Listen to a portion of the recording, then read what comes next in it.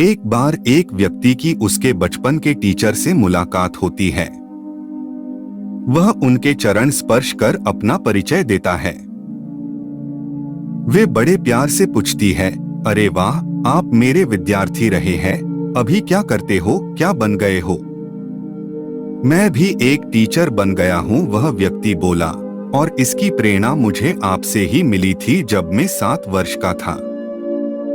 उस टीचर को बड़ा आश्चर्य हुआ और वे बोली कि मुझे तो आपकी शक्ल भी याद नहीं आ रही है, उस उम्र में मुझसे कैसी प्रेरणा मिली थी? वो व्यक्ति कहने लगा कि यदि आपको याद हो, जब मैं 4th क्लास में पढ़ता था, तब एक दिन सुबह सुबह मेरे सहपाठी ने उस दिन उसकी महंगी घड़ी चोरी होने की आपसे शिकायत की थी। आपने क्लास का दरवाजा बंद करवाया और सभी बच्चों को क्लास में पीछे एक साथ लाइन में खड़ा होने को कहा था। फिर आपने सभी बच्चों की जेबें टटोली थी।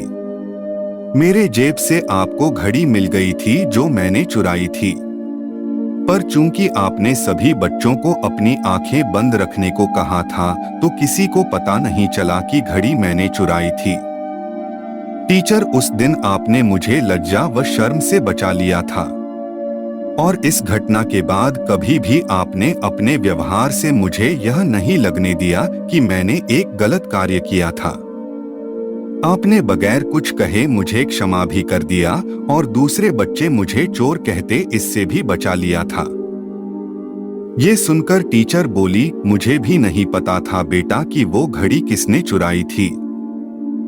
वो व्यक्ति बोला, नहीं टीचर, ये कैसे संभव है?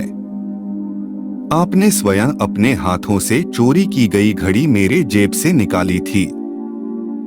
टीचर बोली, बेटा, मैं जब सबके पॉकेट चेक कर रही थी, उस समय मैंने कहा था कि सब अपनी आंखें बंद रखेंगे, और वही मैंने भी किया। मैंने स्वयं भी अपनी आंखें बंद रखी थी।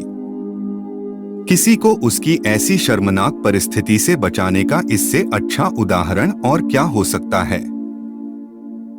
आइए प्रण करें कि यदि हमें किसी की कमजोरी मालूम भी पड़ जाए तो उसका दोहन करना तो दूर, उस व्यक्ति को ये आभास भी ना होने देना चाहिए कि आपको इसकी जानकारी भी है।